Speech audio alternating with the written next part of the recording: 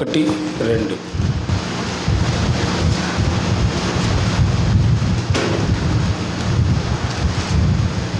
9వ అధ్యాయం 1, 2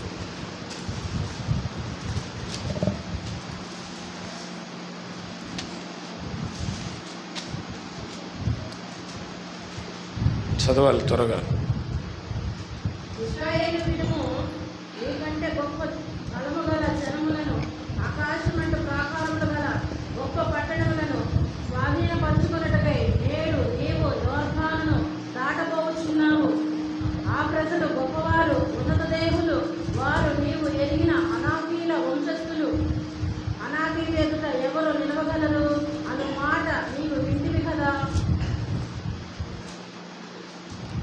దేవుని స్తోత్రం, హల్లెలూయా. ఈ వాక్యం ద్వారా ప్రభు మనందరితో మాట్లాడునుగాక.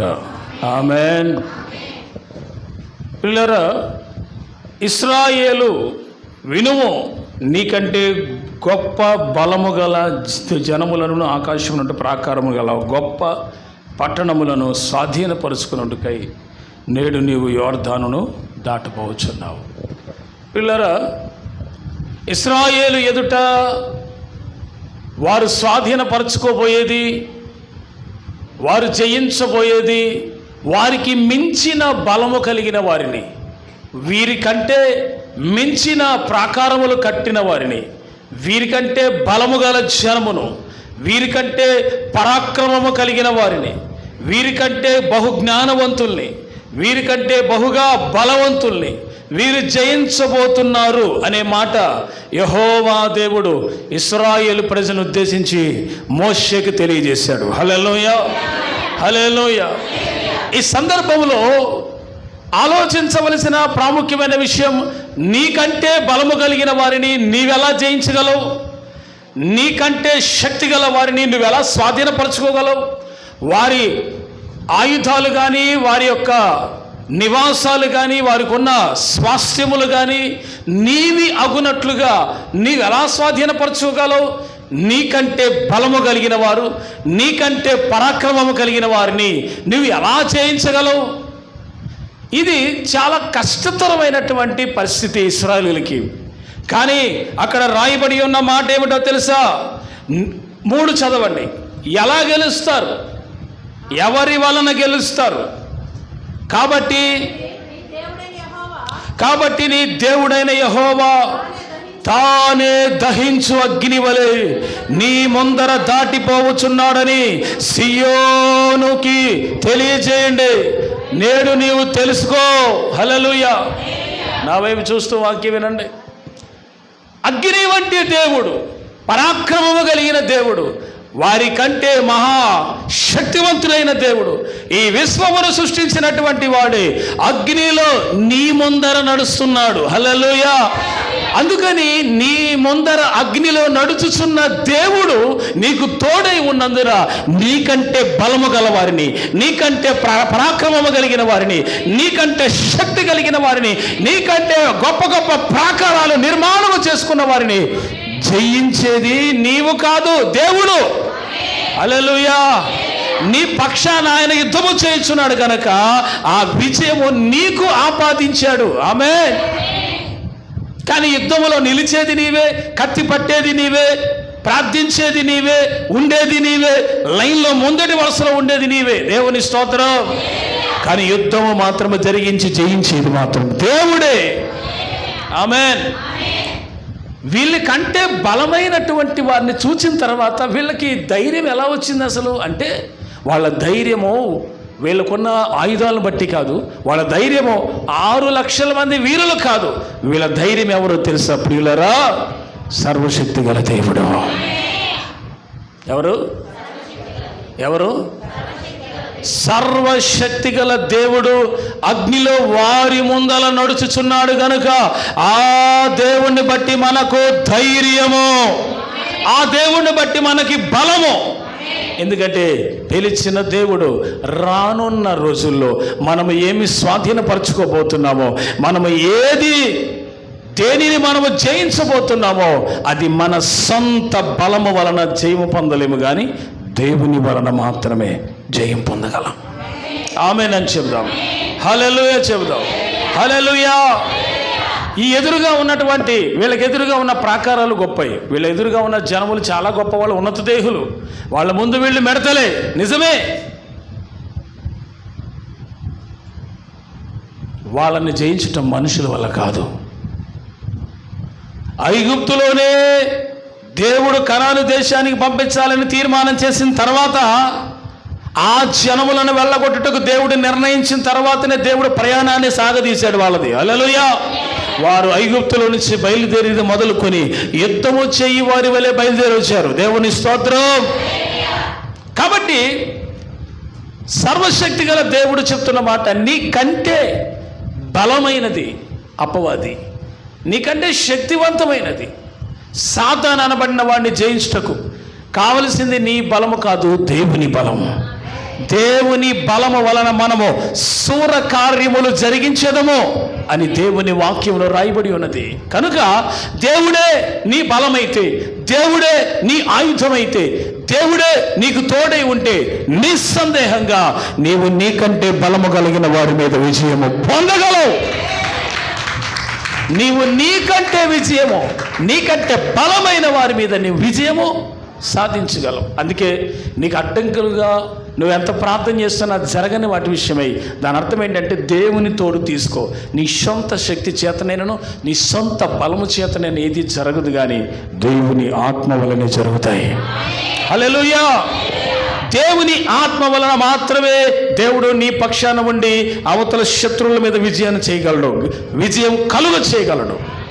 ఆమె నేను చెప్పండి అందరూ. ఇది మొదటి విషయం. ఇశ్రాయేలు విను,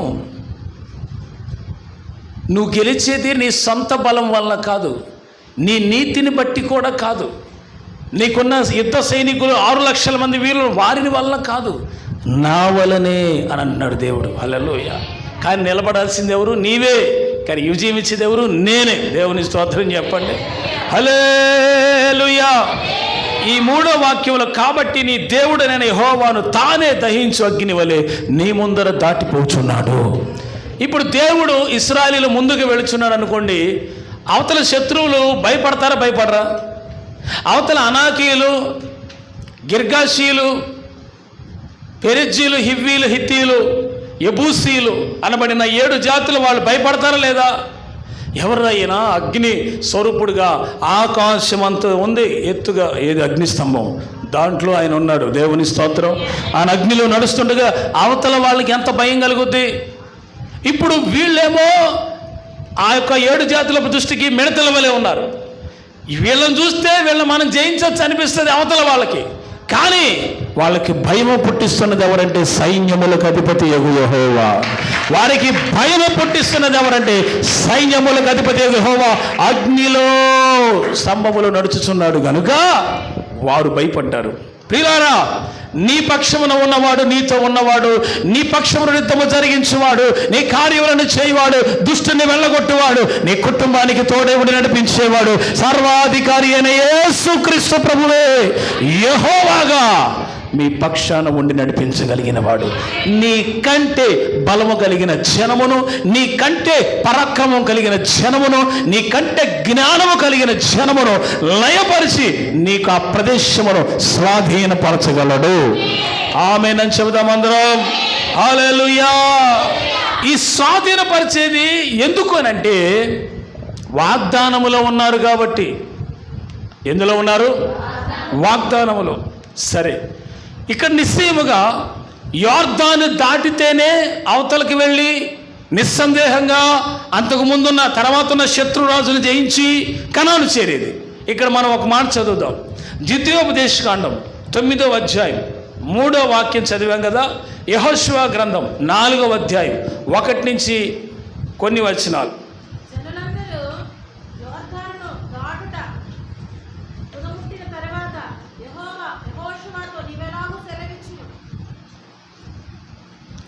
గోత్రమును ఒక్కొక్క మనుషుని చొప్పున 12 మనుషులు ఏర్పరిచి యాజకుల కాళ్ళు నిలిచిన స్థలమున యోర్దాను నడుమ నుండి 12 రాళ్లను తీసి వాటిని యువతలకు తెచ్చి, మీరు ఈ రాత్రి బస చేయి చోట వాటిని నిలవబెట్టుడని వారికి ఆజ్ఞాపించుము. చాలు తాగి దేవుని స్తోత్రం చెప్పండి.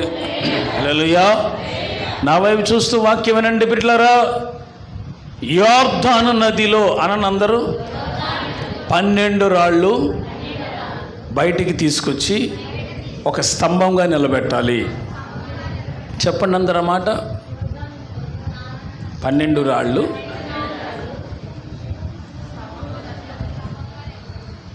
యోర్దాను నదిలో నుంచి తీసుకొచ్చి ఒక స్తంభంగా నిలబెట్టాలి. ఏమి నిలబెట్టాలి? ఎందులో? హల్లెలూయా. ప్రియులారా, దేవుని బిడ్డలారా, యోర్దాను అనేది ఈ లోకములో మనము దాటాల్సిన సమస్యలు. చెప్పండి ఏంటి? యోర్దాను అనేది ఈ లోకములో మనము ఎదుర్కొని దాటాల్సిన సమస్యలు. చెప్పండి ఏంటిది? యోర్దాను అనేది ఎదుర్కొని దాటాల్సిన సమస్యలు. హల్లెలూయా. వీటిని నిస్సందేహంగా మనము వీటిలో జయం పొందగలమా, అవతల ఒడ్డుకి వెళ్ళగలమా, యోర్దాను దాటగలమా అనిపిస్తుంది కొన్ని సందర్భాల్లో. ఈ సమస్య నుంచి నేను విడుదల పొందగలనా, ఈ శోధన నుంచి నేను బయటికి రాగలనా, ఈ వేదన నుంచి నేను బయటకు వచ్చి సంతోషంగా ఉండగలనా అనిపిస్తుంది. కానీ ఆ యోర్దాను దాటించేది దేవుడే. హల్లెలూయా. యోర్దాను దాటించేది ఎవరు? చెప్పాలి అందరు. యోర్దాను దాటించేది ఎవరు? రే నోయల్ వచ్చి కింద కూర్చో, బైబిల్ తీసుకో.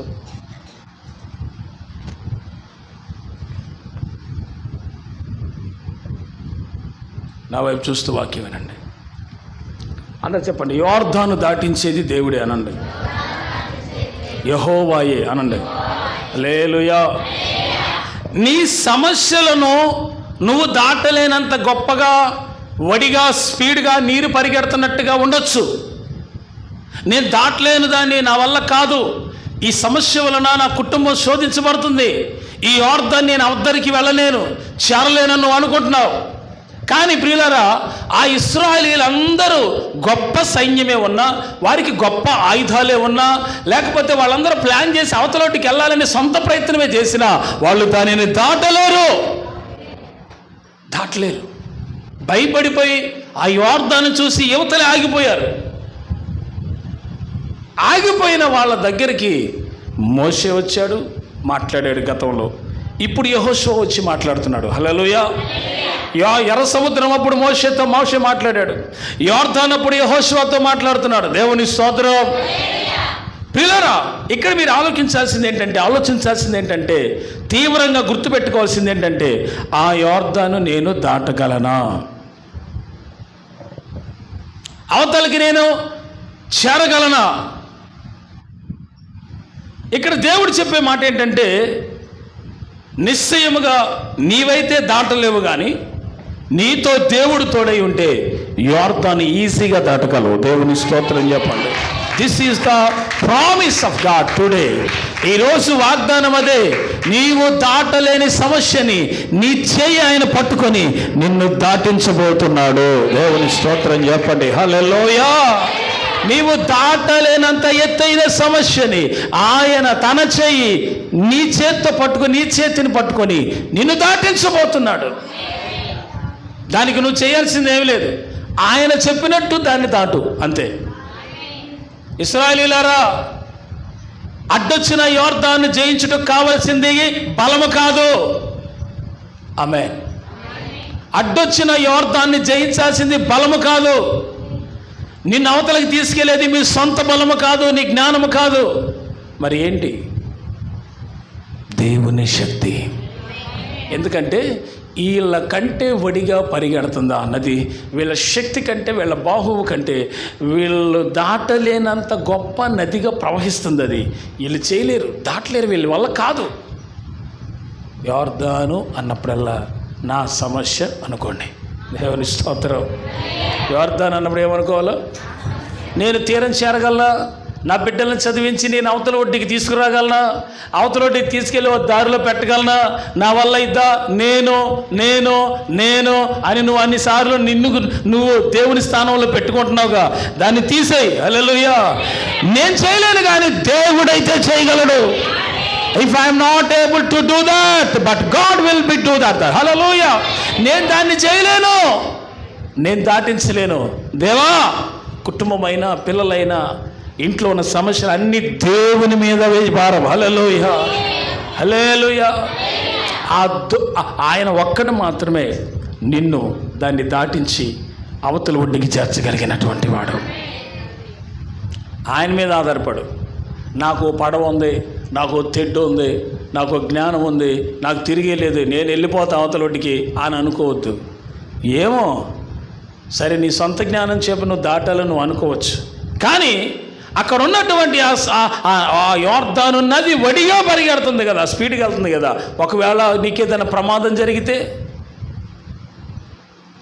అందుకే నీ శ్రమలో కూడా దేవుడి సహాయం కావాలి. నీ శ్రమలో కూడా దేవుని సహాయం నీకు కావాలి. ఆమేన్. అప్పుడే నీవు అవతల ఒడ్డుకి చేరగలవు. హల్లెలూయా. వారున్న దోణిలో వచ్చిన కలవరానిలోకి యేసు ప్రభువు రావటం వల్ల కలవరం పోయి వాళ్ళ అవతల ఒడ్డుకి అద్దరికి చేరినట్టుగా రాయబడి ఉంది. ఆమేన్. నీ జీవితంలో కూడా యేసును నువ్వు చేర్చుకోగలిగితే, యేసు నీతో కూడా ఉండగలిగితే, రక్షకుడైన ప్రభువు నీతో కూడా ఉండగలిగితే, నీ యోర్దాన్ని ఆయనే నిన్ను దాటించగలడు. ఆమేన్. ఇశ్రాయేలీయులు అందరూ వచ్చారు. చాలా ఒడిగా పరిగెడుతుంది అది ఆ నది. యాజకులు నిబంధన మనసాన్ని చేత పట్టుకున్నారు. వారు మొదట అడుగు పెట్టారు. వాళ్ళు అడుగు పెడతంతో వడిగా పడే యోర్దాను నది కూడా 2 పాయలైపోయి ఆ ఏకరాశిగా నిలిచిపోయి, అది పైకి వెళ్ళి నీళ్ళంతా ముందుకెళ్ళే నీళ్ళంతా ఒక్కసారి వెనక్కి వెళ్ళిపోయినాయంట. మిరకల్ ఏంటంటే నీళ్ళు ఇలా స్పీడ్గా వెళ్ళాయి, చాలా స్పీడ్గా వెళ్తున్నాయి. ఎవడన్నా మనిషిని అందులో అయితే వెళ్ళిపోతారు ఆ స్పీడ్గా, అంత స్పీడ్గా వెళ్తున్నాయి నీళ్ళు. యాజకులు మందసం పట్టుకొని ఆ యోర్దాను చివర అంచునట్టారు. కాళ్ళు తాకగానే ఈ స్పీడ్కి వెళ్ళే నీళ్ళు మొత్తం ఒక్కసారిగా ఇలా వెనక్కి వెళ్ళి ఏకరాశి అయిందంట. అది మన దేవుని శక్తి. వెంట పడతంది సాతానుడు కావచ్చు, శోధనలు కావచ్చు, నేను దాటలేనని నువ్వు అనుకోవచ్చు, కానీ ప్రభు చెప్తున్న మాట ఏంటో తెలుసా? బాగా గుర్తుపెట్టుకోండి. నీ దేవుడైన యెహోవా నీతో ఉన్నాడు గనుక ఆ యోర్దాను నదే కాదు, ఎర్ర సముద్రమే కాదు, ఎలాంటి గొప్ప సమస్యనైనా నా దేవుడు విడుదల కలుగ చేయగలడు. నిన్ను విడుదల కలుగ చేయగలడు, నిన్ను రక్షించగలడు, నిన్ను నిలువబెట్టగలడు, నీకు అద్దరికి నిన్ను చేర్చగలడు, నీ హృదయం నిండా ఆనందాన్ని నింపగలడు. Hallelujah. God have that power. దేవుడికి అంత శక్తి ఉంది. నువ్వు చూసి భయపడుతున్నావు, కానీ దేవుడికి తెలుసు అది నేనే చీల్చేస్తాను, పిల్లలు అవతల ఒడ్డుకి ఈజీగా వెళ్ళిపోతారని దేవుడికి తెలుసు. నువ్వు భయపడాల్సిన అవసరం ఏమీ లేదు. ఆమేన్. హల్లెలూయా. ఇప్పుడు చూడండి, ఆ యోర్దాను నీళ్ళు ఏకరాశిగా నిలిచినప్పుడు మందసం పట్టుకొని సేవకులు అక్కడి నించొని ఉన్నారు. మధ్యలో నిలబడ్డారు. ఈ 12 గోత్రాల్లో గోత్రానికి ఒక వ్యక్తి వచ్చి ఒక రాయి తీసుకొని అవతలొడ్డుకి వెళ్ళిపోయారు. వెళ్ళి ఒక స్తంభంగా నిలబెట్టారు దాన్ని. పిల్లరా అందరు చెప్పండి, 12 రాళ్ళు అనండి. చెప్పండి, 12 రాళ్ళు. చెప్పండి, 12 రాళ్ళు. ఇది ఏంటయ్యానంటే, ఈ రాళ్ళు ఎందుకు అయ్యానంటే, మీ పిల్లలు కానీ మీ తరంలో వాళ్ళు కానీ ఎవరైనా ఎందుకు నిలబెట్టారు ఎలా స్తంభంగా ఈ రాళ్ళని అడిగితే, యెహోవా మా పక్షాన ఒక అద్భుతమైన కార్యాన్ని చేశాడు. ఈ యోర్దాను నీటిని ఎండచేసి ఏకరాశిగా నిలిపాడు. అందుకోసం ఒక స్తంభంగా మేము ఆ నదిలోని రాళ్ళు ఇక్కడ నిలిపాము అని తరాల వాళ్ళకి చెప్పటం కోసం వాళ్ళు ఒక స్తంభంగా నిలబెట్టారు. అందుకే ఈ స్తంభం ఇక్కడ ఉందని జనరేషన్స్కి తెలియాలంట. పిల్లరా, ఆ రాయి, ఒక్కొక్క రాయి నీ సాక్ష్యం, ఒక్కొక్క రాయి దేవుడు నీకు చేసిన మేళ్ళు. నేనంటాను, ఆ యోర్దాను నది. అందరు చెప్పండి. అంటే ఇందాకేం చెప్పాను? యోర్దాన్ అంటే కదా, ఆ సమస్యలోకి నిన్ను తీసుకెళ్ళాడు దేవుడు. హల్లెలూయా. ఆ సమస్యలో నుండే ఆ సమస్యను చీల్చి, ఆ సమస్య నుంచి విడుదల కలుగు చేసి, నిన్ను అవతలొడ్డికి చేర్చి, నిన్ను అక్కడ బలపరిచి, నిన్ను అటు సేఫ్గా ఉంచాడు అక్కడ. హల్లెలూయా. కానీ ఆ నదిలో నుంచే ఒక రాయి బయటికి తీసుకొచ్చారు. మొత్తం గోత్రానికి ఒక రాయి చొప్పున 12 గోత్రాలకి 12 రాళ్ళు తీసుకొచ్చి అక్కడ పెట్టారు. ప్రియులారా, ఒక్కొక్క రాయి నీ జీవితంలో ఒక్కొక్క అద్భుతం. ఆమేన్. నీ కొరకు చేసినది అది, నీ కొరకు దేవుడు దాచిపెట్టినవి, చేసిన అద్భుతమైన కార్యములవి. అది ఒక సూచనగా, ఒక సాక్ష్యముగా అవతల ఒడ్డున నిలవాలి. ఆమేన్. అంటే సమస్య తీరిపోయింది, శ్రమ తీరిపోయింది, దేవుడు అద్భుతం చేశాడు, విడుదల చేశాడు, కార్యం చేశాడు. అవతల ఒడ్డుకి వెళ్ళిన తర్వాత ఏ రాయి అక్కడ తీసుకెళ్లకుండా ఉంటే అది ఎలా సాక్ష్యం అవుతుంది? ఆ సాక్ష్యం మర్చిపోతారు కదా. అందుకే దేవుడు ఈ కార్యాన్ని తలపెట్టి చేసిన తర్వాత ఈ రాళ్ళు తీసుకెళ్ళాలా, నిలబెట్టమని ఎందుకు చెప్పాడు దేవుడు అంటే సాక్ష్యం. You are the witness of God. నీవు దేవునికి ఒక సాక్షిగా నువ్వు నిలవాలని. అద్భుతం జరిగింది, కార్యాలు చేశాడు, మరి రాయిగా నిలపాలిగా. అంటే నీవే ఒక సాక్షిగా దేవుని కొరకు నిలవాలిగా. ఎన్ని మేలు చేసినా, ఎన్నిసార్లైనా నువ్వు సాక్ష్యం చెప్పాలి. హల్లెలూయా, హల్లెలూయా. నిలవద్దా, చెప్పొద్దా? యోర్దాను దాటిన తర్వాత రాళ్ళేం తీయకుండా ఆడ పెడతావా? ఒక్క రాయి కూడా బయటికి తేవా? అన్నీ పెట్టి అందులోనే ఏమీ నాకు చేయలేదు అన్నట్టుగా బతుకుతుంటారు బయటకు వచ్చి. నీకు దేవుడు ఏం చేయలేదా? ఏ అద్భుతాలు చేయట్లేదా? నీ పక్షాన ఉండే కార్యాలు చేయట్లేదా? నడిపించట్లేదా? విడిపించట్లేదా? ఎన్ని మేళ్ళు చేయట్లేదు? కానీ రాళ్ళని ఎక్కడ ఉండిపోతున్నాయి? యోర్దానులోనే ఉండిపోతున్నాయి. దాటారు కానీ రాయి తీసుకురావట్లేదుగా. అందరూ దేవుని సహాయాన్ని కోరి దాడుతున్నారు కానీ రాయి మాత్రం తేటలా. అర్థమైన వాళ్ళకి అర్థమైనంత దేవుని స్తోత్రం చెప్పండి. హల్లెలూయా. సిద్ధపరిచింది నేను కాదు, పరిశుద్ధాత్మ దేవుడే. The Holy Spirit has prepared me. దేవుడు నన్ను తయారు చేశాడని మీకు వాక్యం చెప్పడానికి. ఆమేన్. కాబట్టి ఆ యోర్దాను నువ్వు దాటావు, సమస్య నువ్వు దాటావు, కానీ నీవంటూ దేవునికి మహిమకై నీవు ఒక సాక్షిగా నిలవు. You are the witness. ఆ రాయి దేవుడు ఎందుకు నిలవమన్నాడు? మర్చిపోతారని. ఈ కార్యం దేవుడు మా పక్షాన్ని చేశాడు కాబట్టి మేము మర్చిపోకూడదని. అసలు నాకు ఏం చేయలేదు అనే వాళ్ళకంటే సుత్తి చెబుతున్నారని అర్థం. వాళ్ళు మామూలుగా కాదు. చేయలేదు అంటే నువ్వు చేయటకు తగినంతగా లేవని అర్థం. హల్లెలూయా. అంటే నువ్వు ఇంకా యోర్దాను దాటలేదు, దాటాలని ప్రయత్నం చేస్తున్నావు, అడుగేస్తున్నావు వెనకపోతున్నావు, అడుగేస్తున్నావు వెనకపోతున్నావు, నీ వల్ల కట్టలేదు. ఎందుకు? దేవుడు తోడలేడు. With God all things are possible. యేసుతో సమస్యలన్నిటికీ పరిష్కారం ఉంటుంది, అన్నిటికీ పరిష్కారం ఉంటుంది. ఆమేన్. ఓకే, అందరు చెప్పండి. యోర్దాను దాటితే సాక్షిగా నిలవాలి. అందరు చెప్పండి. యోర్దాను దాటితే సాక్షిగా నిలవాలి. తర్వాత 2వ రాజుల గ్రంథం 2వ అధ్యాయం. 2వ రాజుల గ్రంథం 2వ అధ్యాయము 6-7 వాక్యాలు చదువుదాం. అంతటా ఏలీయా, ఆ, యెహోవా నన్ను యోర్దానును పొమ్మని సెలవిచ్చి ఉన్నాడు కనుక ఆ, దయచేసి ఇక్కడ ఉండమని ఎలీషాకు అనగా, ఆ. యెహోవా జీవము తోడు, నీ జీవము తోడు, నేను నిన్ను విడవనని చెప్పాను కనుక వారిద్దరూ ప్రయాణమై సాగి వెళ్ళిరి. ప్రవక్త శిష్యులు చాలు. హల్లెలూయా చెప్పండి. ప్రియులారా, సమస్య దాటినవాడు, సాక్షిగా నిలిచినవాడు ఖచ్చితంగా పునరుద్ధానములో ఉండాలి. ఆమేన్. అందరు చెప్పండి. సమస్య దాటినవాడు, సాక్షిగా నిలిచినవాడు పునరుద్ధానములో ఉండాలి. ఆమేన్. ఇప్పుడు చాలామంది దేవుడు చేసే మేలులు పొందుతున్నారు, సాక్షులుగా ఉంటున్నారు, కానీ పునరుద్ధానంలో ఉంటున్నారా? యోర్దాను అవతల పునరుద్ధానం ఏంటని అడగాలి మీరు. అసలైతే యోర్దాను అవతల పునరుద్ధానం ఎవరికి వచ్చింది? అసలైతే ఏలియాకి. అవునా కదా? ఏలియా బతికొండగానే అగ్ని రథం ఎక్కి ఎక్కడికి వెళ్ళాడు? పరలోకానికి వెళ్ళిపోయాడు. దేవుని స్తోత్రం కలుగునుగా. బతికొండగానే ఎక్కడికి వెళ్ళాడు? సుడిగాలి చేత అగ్ని రథం మీద ఆరోహణ పరలోకానికి వెళ్ళిపోయాడు. అంటే యోర్దాను అవతల పునరుత్థానం ఉంది కనుక సాక్షిగా నిలిచిన వాడు ఏలియాలాగా శ్రేష్టమైన పునరుత్థానము కోరి అలాగున బతకాలి. ఆమేన్. సపోజ్ యేసయ్య 2వ రాకడ ఇప్పుడు సంభవిస్తే ఏలియా లాంటి పునరుద్ధానం అవుతుంది. ఆమేన్.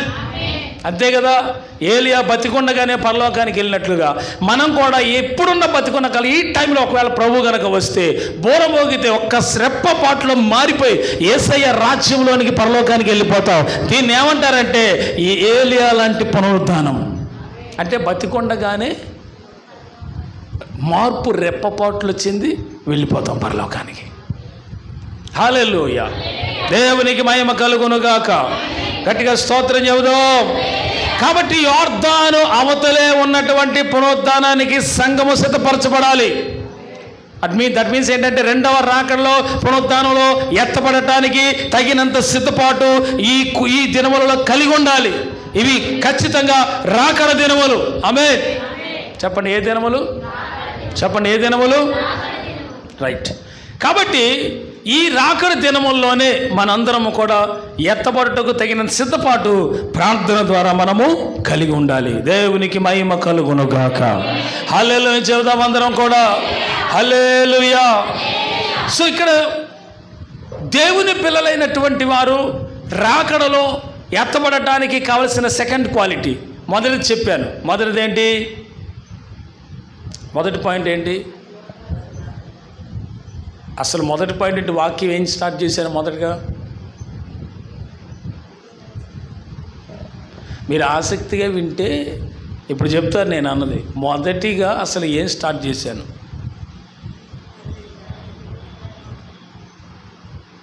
మీకు అడిగింది ఇప్పుడే గుర్తులేదు, ఇంటికి వెళ్ళిపోతే అసలేం గుర్తుండదులే. కానీ అసలు ఫస్ట్ ఏం స్టార్ట్ చేశాను?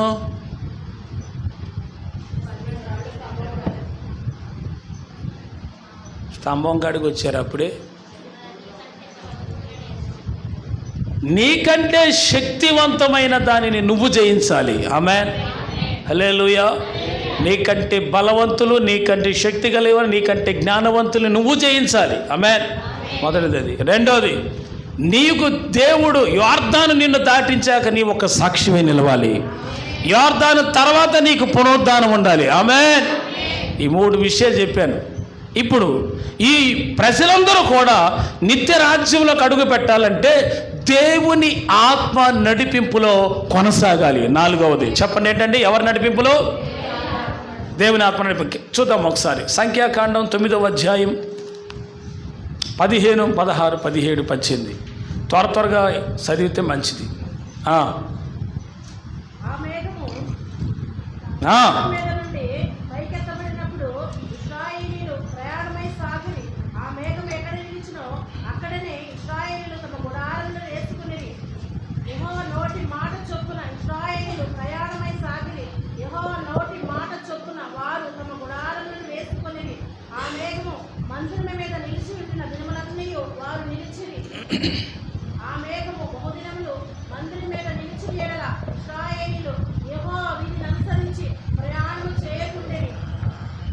చాలు. దేవుని స్తోత్రం.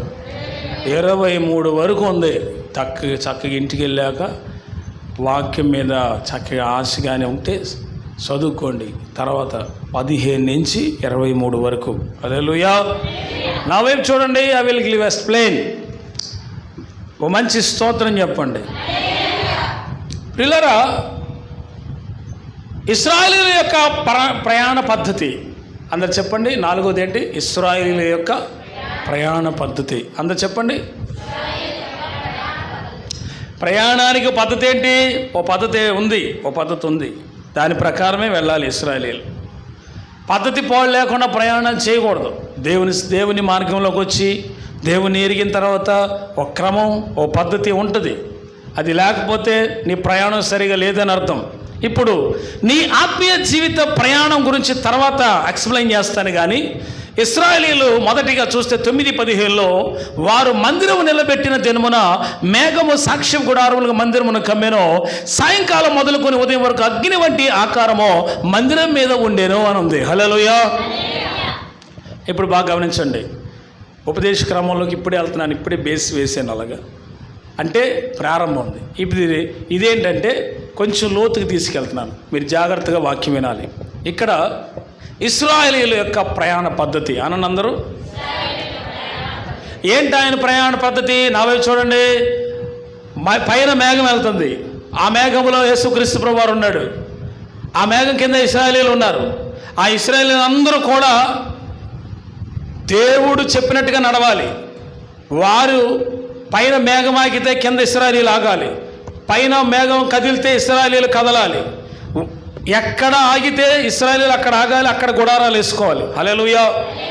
ఇది దేవుడు పెట్టిన క్రమం. ఆమేన్. ఆ ఇశ్రాయేలీయులు గుడారాలు సర్దుకోవాలి కాబట్టి మొదటగా ఒకసారి ప్రయాణానికి సిద్ధపడండి. ఆ గుడారాలు వేసుకున్న చోట బయలుదేరాల్సి వస్తే దేవుడు ఒక బూర ఊదమని చెప్తాడు. అది మోషే తన దగ్గర తయారు చేసిన ఓ మంచి వెండి బూరలు సిద్ధపరిచి, ఆ బూరలు ఏవైతే ఉన్నాయో ఊదే వాళ్ళని సిద్ధపరిచి, వాళ్ళు ఆ సమయంలో దేవుడు చెప్పినట్లుగా ఊదటానికి రెడీ అవుతారు. ఈ ఊదటానికి వచ్చినటువంటి వాళ్ళు 2 రకాలుగా ఊదాలి. హల్లెలూయా. ఇక్కడ మీరు శ్రేష్టమైనటువంటి మాట గమనించాల్సింది ఏంటంటే, దేవుడు చెప్తేనే ఊదాలి. చెప్పండి ఏంటి? అందరూ చెప్పండి. లేకపోతే నా చేతిలో బోర్ ఉంది కాబట్టి నేను ఎప్పుడు పడితే అప్పుడు ఊదుతంటే కుదరదు. అంటే ఇశ్రాయేలీయులు ప్రయాణం అవ్వాలంటే ఒక టైపు బోర ఊదాలి, ఒకసారి ఊదాలి. 2 సార్లు 2 ఆర్భాటంగా ఊదాలి. సైన్యం రావాలంటే ఆర్భాటంగా ఊదాలి. అట్లా కొన్ని క్రమాలు ఉన్నాయి. ఇశ్రాయేలీయుల యొక్క ప్రయాణ పద్ధతి ఇష్టం వచ్చినట్టు వెళ్ళటం కాదు, ఇష్టం వచ్చినట్టు రావటం కాదు. దేవుడు ఒక పద్ధతి పెట్టాడు. ఆ పద్ధతి ప్రకారం వెళ్ళాలి. దేవుని స్తోత్రం చెప్పండి. అలాగున మీరు చూడండి, ఇక్కడ మందిరం వేశారంట. మేఘం ఆగింది పైన. మేఘం ఆగిన చోట ఒక మంచి ప్లేస్ చూసుకొని మందిరం వేసి, ఆ మందిరం చుట్టూ ఇశ్రాయేలీయులు గుడారాలు వేసుకుంటారు. మందిరం మధ్యలో ఉంటుంది. ఆకాశం నుండి మందిరం మీదకి అగ్ని మేఘ స్తంభం ఒకటి వచ్చి ఆ మేఘం మీద ఆ మందిరం మీదకి వచ్చి నిలబడుతుందంట. ఆకాశమంత ఎత్తు నుంచి ఆ గుడారం మీదకి ఆ అగ్నిస్తంభం వచ్చి దాన్ని ఆవరించి దాని మీద నిలుస్తుందంట. అర్థమైందా? ఏం ఆవరిస్తుంది?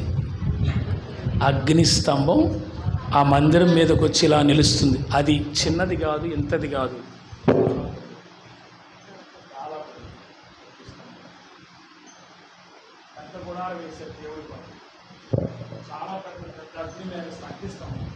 మండుతుంటుంది, తిరుగుతూ ఉంటుంది. ఆ స్తంభం మండుతుంటుంది. దాంట్లో యేసుక్రీస్తు ప్రభువారు ఉంటాడు. ఆయన ఆ మందిరం మీద నుంచి ఆకాశమంతెత్తు వస్తుందంట అగ్నిస్తంభం. ఆకాశమంతెత్తు నుంచి ఆ మందిరం ఏదైతే వేసారో గుడారం దాని మీదకి వచ్చి అలా నించుంటుందంట. పెద్దది. దాంట్లో నిలబడి ఇశ్రాయేలీయులందరినీ చూస్తుంటాడంట దేవుడు. ఇశ్రాయేలీయులందరినీ చూస్తూ ఉంటాడంట. వాళ్ళకి ఇక దొంగల భయం ఉంటుందా? ఆయనే వారితో ఉండగా ఇంకా ఏం భయం అండి? దేవుని స్తోత్రం చెప్పండి. ఆయనే వారితో ఉండ ఇంకేం భయం అండి? కాబట్టి ప్రియులారా, దేవుని బిడ్డలారా, ఆ మందిరమును కమ్మిన తర్వాత ఇశ్రాయేలీయులు అక్కడే ఉండాలని దేవుడు నిర్ధారించాడు. ఇప్పుడు నా వైపు చూడండి అందరూ. మేఘం టైం అయిపోయింది. అక్కడ మేఘం ఆగిన చోట అది ఒక రోజు ఉండొచ్చు. ఒక్కరోజు గుడారాలు వేసుకొని ఆ రోజు బయలుదేరినా గుడారం సర్దుకొని బయలుదేరాడు. ఒక్కరోజైనా, వారమైనా అంతే. బయలుదేరమంటే బయలుదేరాలి. ఒక 4 రోజులైనా ఉండొచ్చు, 1 సంవత్సరమైనా ఉండొచ్చు అంట. ఒక రోజు కాదు, 1 వారం కాదు, 1 నెల కాదు, 1 సంవత్సరమైనా ఇలా ఉంటే అలా ఉండాల్సిందే. ఒక్కరోజు పొద్దున్న గుడారం వేసుకున్నావు, సాయంత్రానికి మేఘం బయలుదేరింటే వెళ్ళిపోవాల్సిందే. 1 వారం రోజులు నిలిచింది, వారం రోజులు ఉండాల్సిందే. 1 సంవత్సరం పాటు గుడారాలు వేసుకోవాల్సింది. అంటే మేఘం కదిలితే గుడారం సర్దాల్సిందే. దేవుని స్తోత్రం చెప్పండి. హల్లెలూయా. అంటే ఇక్కడ మనకు అర్థం కావాల్సింది ఏంటి? ఇశ్రాయేలీయులు ఖచ్చితంగా దేవుని ఆత్మ నడిపింపులో ఉండాలి. మేఘం బయలుదేరింది, బోర్ ఊదాడు, ఈడు గుడారం సర్దట్లేదు. దాని అర్థం ఏంటి? ఈడు నడిపింపులో లేడు. వినాలని ఆశ లేదు. దేవుని మాట వినకుండా, దేవుని నడిపింపులో లేకుండా, దేవుని చిత్తములో లేకుండా నేను మేఘం కింద ఉన్నాను అంటే అది వాడికి ఎలా ఆశీర్వాదం అవుద్ది? గుడారం వేసావు మేఘం కిందే, ఆహారం ఇచ్చింది ఆయనే, వెలుగిచ్చింది ఆయనే, మన్నా ఇచ్చింది ఆయనే. హల్లెలూయా.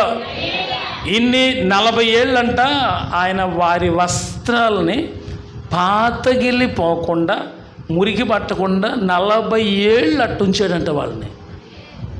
40 ఇయర్స్ వాళ్ళు వేసుకున్న వస్త్రం మాయలేదంట.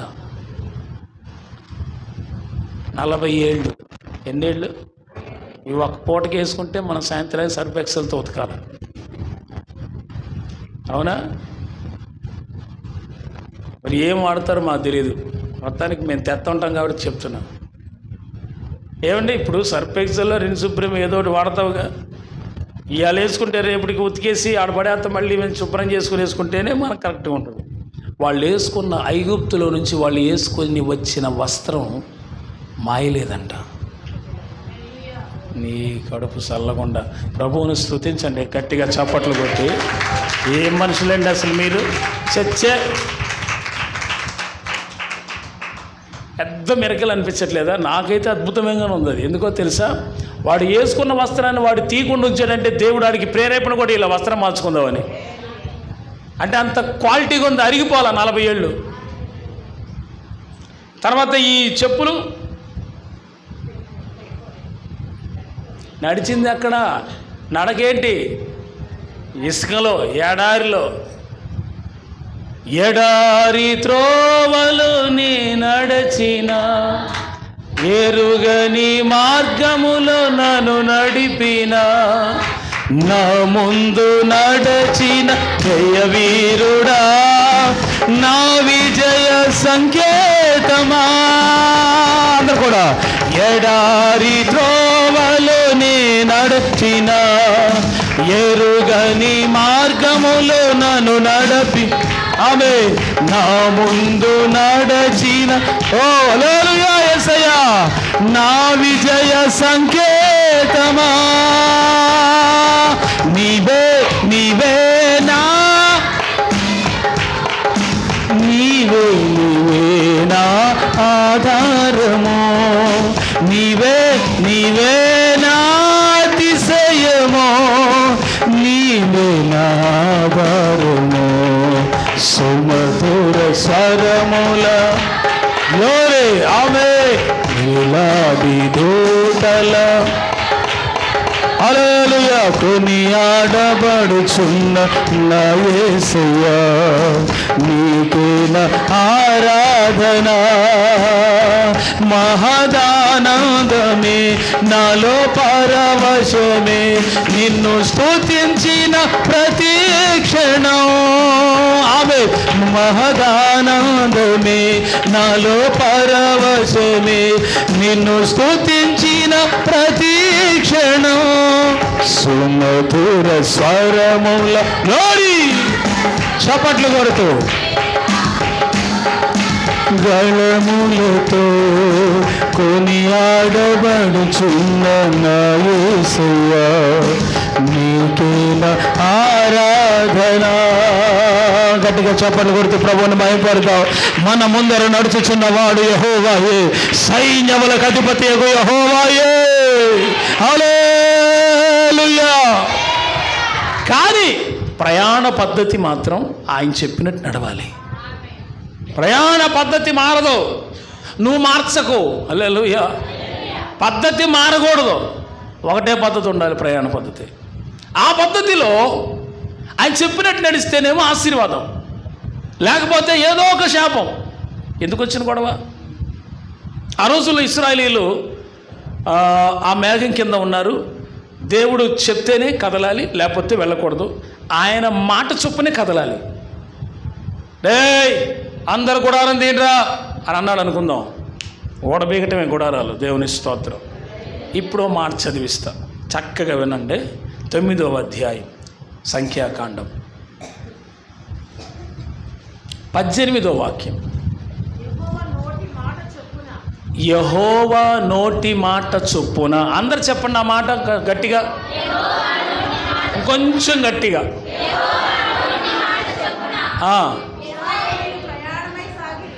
అంటే దేవుడి మాటే వేదం. ఇక దేవుడికి మించింది ఇంకోటి, ఆయన చెప్పినట్టే వినాలి. మరి మనం అందరం దేవుని మాటకు లోబడుతున్నామా? దేవుని మాట ప్రకారం నడుస్తున్నామా? ప్రయాణ పద్ధతిలో సరిగ్గా ఉన్నామా? మనకు కొన్ని ప్రయాణ పద్ధతులు పెట్టాడు దేవుడు, దాంట్లో మనం కరెక్ట్గా నడుస్తున్నామా? పరిశీలన చేసుకుందాం. We will examine our self. మనల్ని గురించి మనం పరిశీలన చేసుకుందాం. 18వ వాక్యంలో ఏమంటున్నాడు? యెహోవా నోటి మాట చొప్పున ఇశ్రాయేలీయులు ప్రయాణమై సాగిరి. యెహోవా నోటి మాట చొప్పున వారు తమ గుడారములు వేసుకొనిరి. ఆ మేఘం మందిరం మీద నిలిచిండే దినములన్నీ వారు నిలిచిరి. ఆ మేఘం బహుదినముల మందిరం మీద నిలిచి నెడలా ఇశ్రాయేలు యెహోవా విధిని అనుసరించి ప్రయాణము చేసి చేయకుండిరి. మేఘం కొన్ని దినములు మందిరం మీద నిలిచిండే నెడలా వారు నిలిచిరి. యెహోవా నోటి మాట చొప్పునే నిలిచిరి. యెహోవా నోటి మాట చొప్పునే ప్రయాణం చేసిరి. ఆహాహా, నాకు ఎంత ఆనందం కలుగుతుందో చదువుతుంటే. హల్లెలూయా. వీళ్ళందరూ ఎవరు? ఇశ్రాయేలీయులు. ఎవరి మాట చొప్పున? దేవుని మాట చొప్పున ఖచ్చితంగా నడుస్తున్నారంట. నడవకపోతే ఊరుకోడుగాయన. ఇశ్రాయేలీయులు సరైన పద్ధతిలో లేక ఇశ్రాయేలీయులు దేవుని పద్ధతిలో నడవకపోతే ఆయన ఊరుకోడు, ఆయన ఒప్పుకోడు. మరి నీ ప్రయాణ పద్ధతి ఎలా ఉంది? నీ ఆధ్యాత్మిక లేకపోతే ఆత్మ సంబంధమైన భయభక్తులతో కూడిన దైవ సంబంధమైన నీ ప్రయాణం ఎలా ఉంది? ఆయన చెప్పినట్టే ఉందా? ఆయన గుడారం ఇక్కడ వేసుకోమన్నాడు, ఇక్కడే వేసుకున్నావా? టెంట్ ఇంకెక్కడ నేసావా? దేవుని స్తోత్రం. అర్థమైన వాళ్ళకి అర్థమైనంత. టెంట్ ఇక్కడ వేసావా? గుడారం ఇంకో చోట ఏమైనా వేసావా? ఇంకో మేఘం లేదు, ఒకటే మేఘం. హల్లెలూయా. మేఘం ఒక్కటే కాబట్టి ఆడబడితే ఆ గుడారం వేయకూడదు, ఇక్కడే వేశారు గుడారం. గుడారం లాగినప్పుడు మోకులు ఉంటాయి కదా, దాన్ని వేసి కడతారు కదా. మోకులు ఓడబోయికోబాక, డేంజర్. హల్లెలూయా. గట్టిగా లోతుగా పాతాడు దేవుడు. దేవుని స్తోత్రం.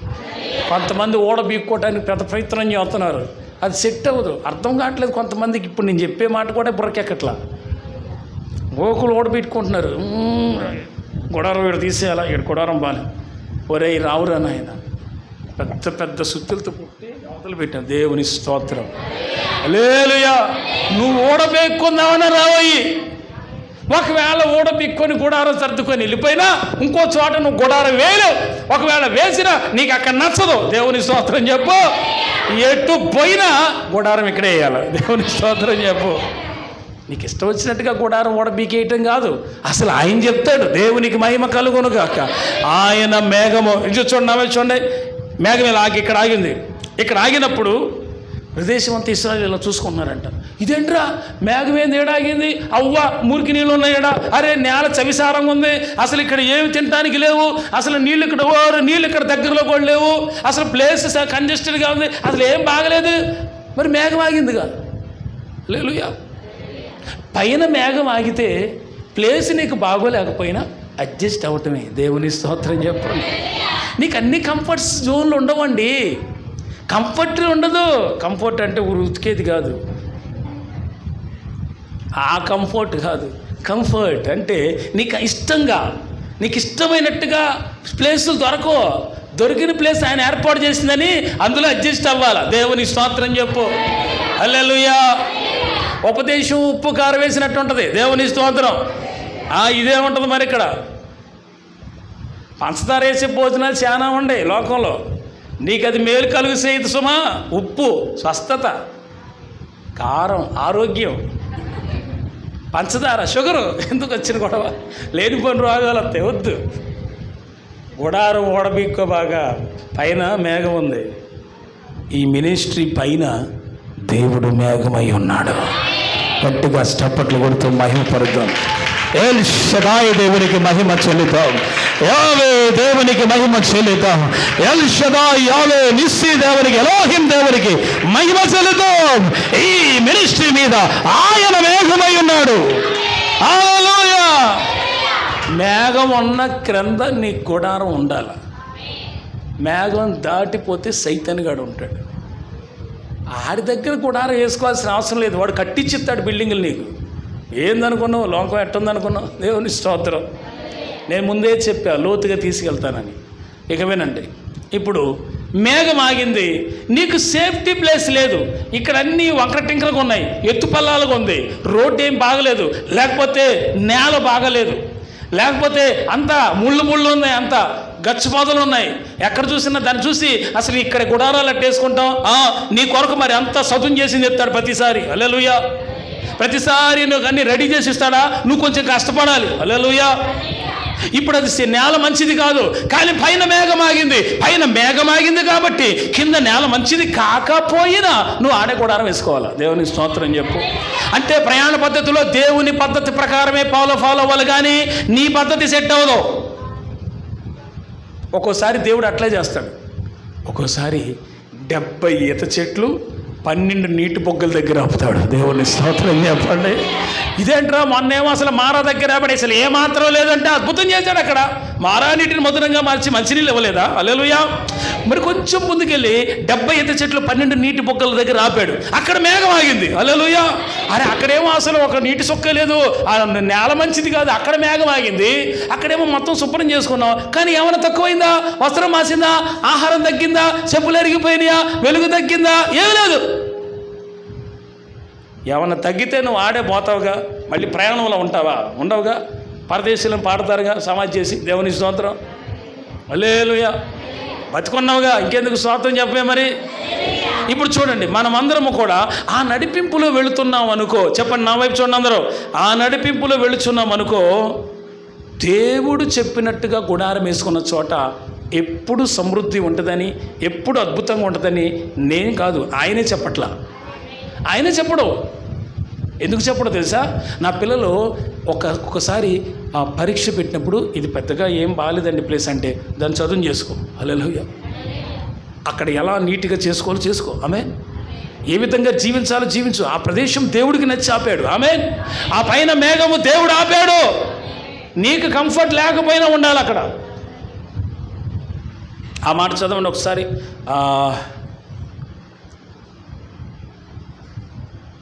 22.